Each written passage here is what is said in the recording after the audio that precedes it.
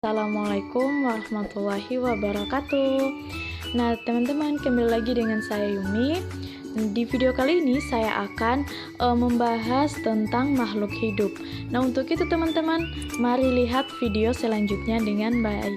Makhluk hidup adalah suatu organisme yang dapat mempertahankan dirinya dari berbagai bentuk perubahan lingkungan dan dapat berkembang biak untuk melestarikan jenisnya. Ciri-ciri makhluk hidup. Sebagian makhluk hidup memiliki ciri-ciri yang sama, yaitu 1. Bergerak, 2. Bernafas, 3. Mengalami perubahan, 4. Berkembang biak, 5. Makan dan minum, 6. Peka terhadap rangsangan atau iritabilitas. Bernafas adalah kegiatan menghirup dan menghembuskan udara. Semua makhluk hidup memerlukan udara. Udara digunakan untuk bernafas. Udara adalah benda yang berwujud gas. Untuk bernafas adalah oksigen. Saat bernafas, kita mengambil oksigen, lalu kita menghembuskan gas karbon dioksida. Gas karbon dioksida diserap oleh tumbuhan. Makhluk hidup dapat bergerak. Semua makhluk hidup bisa bergerak. Karena ciri-ciri makhluk hidup dapat bergerak. Semua manusia dan hewan dapat bergerak dengan berbagai cara.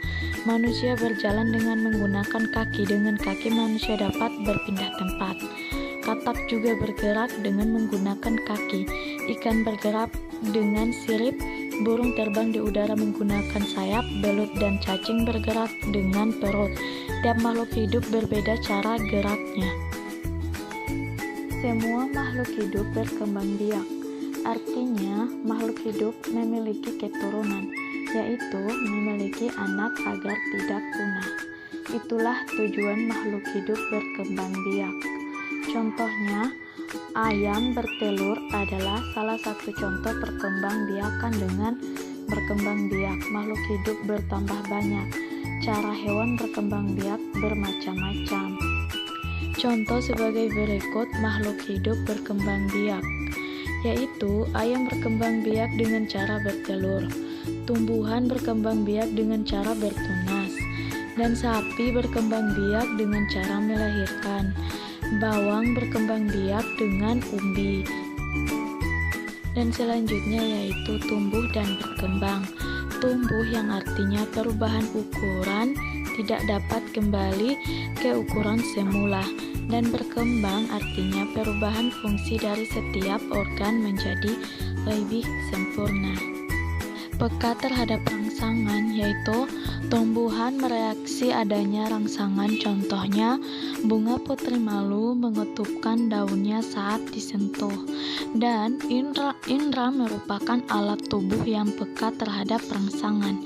Alat indra pada manusia dan hewan antara lain yaitu rangsangan cahaya atau mata, rangsangan getaran suara atau telinga, dan rangsangan bau atau hidung, dan rangsangan panas dingin sentuhan atau disebut dengan kulit, dan rangsangan rasa pahit, manis, dan asam yaitu rangsangan lidah.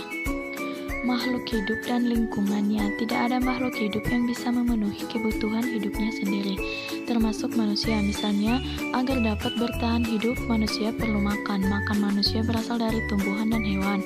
Sementara itu, hewan peliharaan dan tumbuhan tidak dapat hidup dengan baik tanpa bantuan manusia. Hubungan antara makhluk hidup dengan lingkungannya.